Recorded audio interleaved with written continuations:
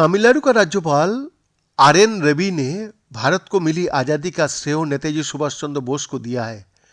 उनका कहना है कि अंग्रेजों के भारत छोड़कर जाने का श्रेय बोस, कांग्रेस या महात्मा गांधी नहीं, बल्कि बोस को मिलना चाहिए। मंगलवार को नेताजी सुभाष चंद्र बोस का 127वीं जयंती मनाया गई।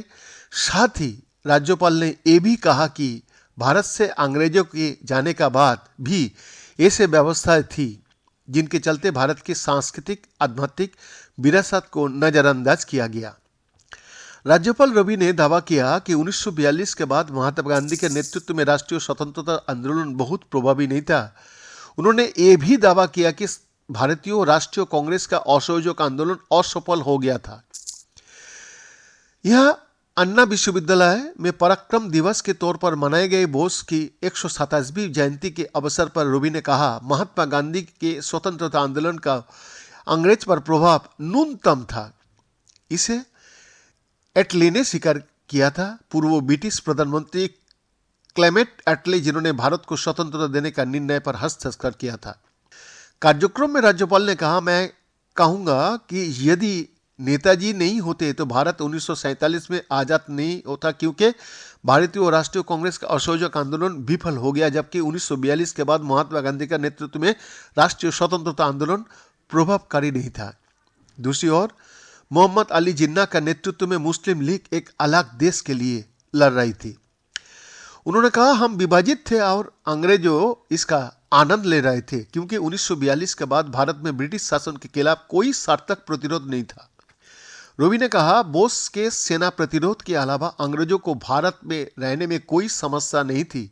इस बीच कांग्रेस अध्यक्ष के.एस. आलागिरी और वाम दलों ने स्वतंत्रता संग्राम में गांधी की भूमिका को कमतर आंकने के लिए राज्यपाल की आलोचना की। जी हाँ, कैसे आजाद हुआ भारत?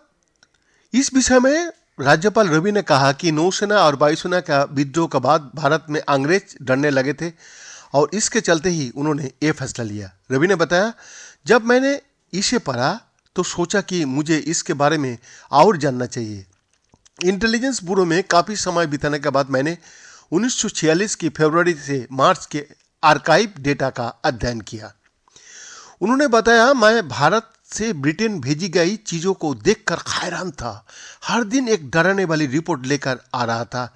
तब के सेंट्रल इंटेलिजेंस ने बताया कि कभी भी कुछ भी हो सकता है। उन्हें एहसास हो गया था कि भारतीय सेना के अलावा भारतीय पुलिस का भी भरोसा नहीं किया जा सकता है।